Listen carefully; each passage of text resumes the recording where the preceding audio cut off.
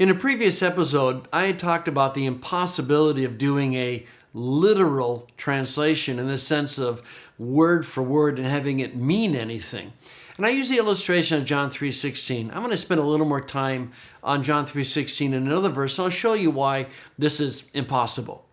If you were to get an interlinear and you look at John 3:16, you'd see something like this. In this way, for he loved the God, the world, so that the Son, the only he gave, in order that each the believing into him, not he perish, but he has life eternal. But even in this interlinear, there's a lot of interpretation going on. For example, we don't say the God. We drop out the word ha, which is generally translated the, but we know that you put the article in front of personal names, and theos, God, functions as a personal name in the New Testament.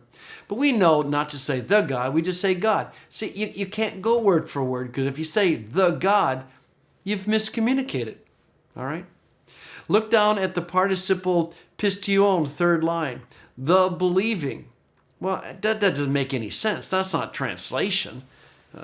You have to turn the participle, pistion, which is a verbal adjective, into a noun. Each, the one who believes in him.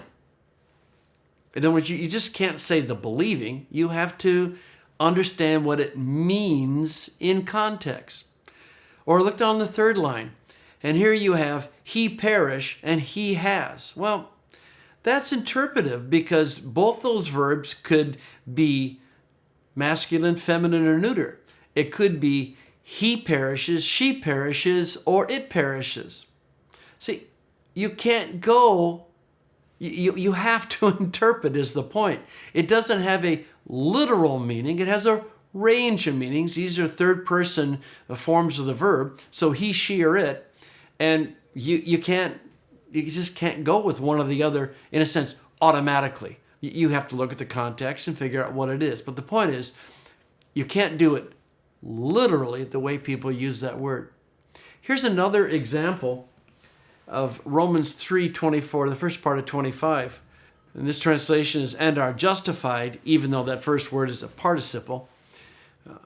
Doreon means as a gift, and this translation puts it afterwards, but by his grace, through the redemption that is in Christ Jesus, whom, the order of God is around in English, has to change it, whom God put forward as a propitiation by his blood to be received by faith. And even in those last two phrases, and again, this translation, it switches them around.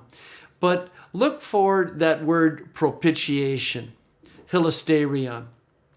Now, if you were to go literally, word for word, it would be whom he put forward the God propitiation. Well, that doesn't make any sense.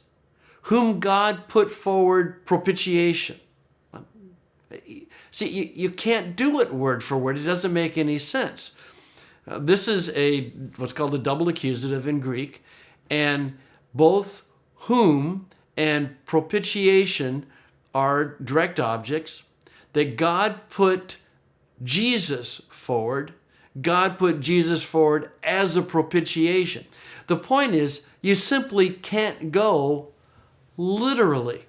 You have to interpret. You have to look at the range of meanings and figure out which one fits the context. You see the point I'm trying to make?